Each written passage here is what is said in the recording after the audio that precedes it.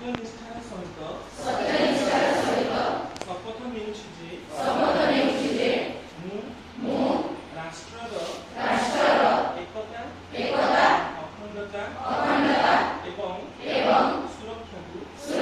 को बजाय रखिबा पई निजकु समर्पित करिबि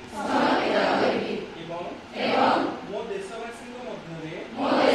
मध्य संदेश प्रसार करबा पई संपूर्ण प्रयास करिबि मु एही शपथ मो देशर ऐक्य भावना को सम्मान जणाई नेउछि जहाँकि सरदार वल्लभ भाई पटेल को दूरदर्शिता एवं तांकर कार्य द्वारा